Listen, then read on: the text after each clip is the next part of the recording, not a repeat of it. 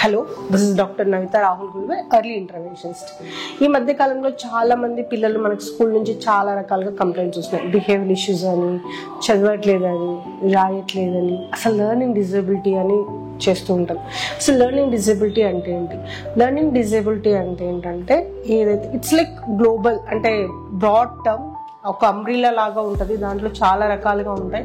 కానీ ఎస్పెషల్లీ మనం పిల్లలు ఈ మధ్య కాలంలో ఎక్కువ చూస్తుంది ఏంటంటే 5 వెరైటీస్ ఉన్నాయి. దాంట్లో మేజర్గా మనం 3 వెరైటీస్ మాత్రమే పిల్లల్లో ఎక్కువ చూస్తున్నాం.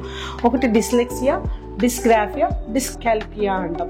దీంట్లో ఏంటంటే పిల్లలు రాయడానికి ఇబ్బంది పడుతుంటారు, కొంతమంది పిల్లలు చదవడం రాయడం రెండు ఇబ్బంది పడుతుంటారు, కొంతమంది పిల్లలు మ్యాథ్స్లో ఇబ్బంది పడుతుంటారు, కొంతమంది స్పెల్లింగ్ చెప్పడానికి ఇబ్బంది పడుతున్నారు, కొంతమంది బోర్డు మీద ఏదైతే లెటర్ ఉందో అది కాపీ చేయడానికి కూడా ఇబ్బంది పడతారు. ఇంకా కొంతమంది పిల్లల్లో చూసినట్లయితే స్మాల్ లెటర్ BDకి కన్ఫ్యూజ్ అవ్వడం, MWకి కన్ఫ్యూజ్ అవ్వడం, లేకపోతే 3ని తిప్పించి రాయడం, లేకపోతే 6, 9కి అంటే సిమిలర్గా ఏవి ఉంటాయో వాటికి చాలా కన్ఫ్యూజ్ అవుతుంటారు. దాన్నే మనం లెర్నింగ్ డిజబిలిటీ అంటాం.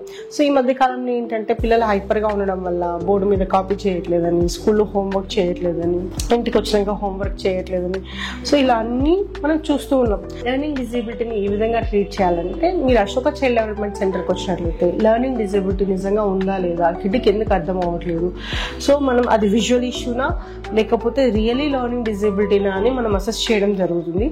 దాని ద్వారా ఏంటంటే ఆయనకి ఎన్ని థెరపీస్ అవసరం, అంటే హైపర్ ఉన్నాడా, ఓన్లీ లెర్నింగ్ డిజబిలిటీయా, లేకపోతే ADHD విత్ లెర్నింగ్ డిజబిలిటీ ఉందా, లేకపోతే ఏదో ఒక ప్రాబ్లం అసోసియేషన్ అయి ఉందా, ఎందుకు చదువులో డిలే ఉంటున్నాడు ఏంటి అని అది చూసిన తర్వాత, అసెస్మెంట్ చేసిన తర్వాత థెరపీస్ అనేది ఉంటాయి. ఈ థెరపీస్ చేసిన తర్వాత మాత్రం డెఫినెట్గా చేంజెస్ అయితే ఉంటాయి. Thank you. Ashoka child development centre మీ జీవితాల్లో వెలుగు నింపుతుంది.